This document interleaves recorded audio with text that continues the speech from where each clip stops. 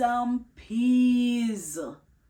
G's and P's. If I say G's and P's, I'm pretty sure by my expression, you already know what that means. So G's and P's basically mean, oh my gosh.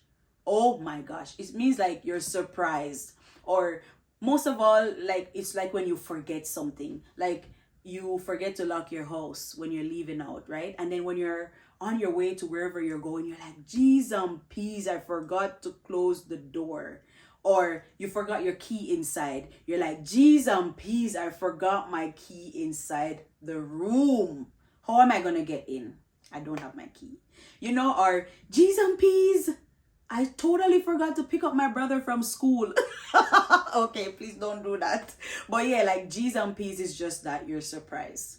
Or you can just, like when a person say, oh my gosh, oh my gosh.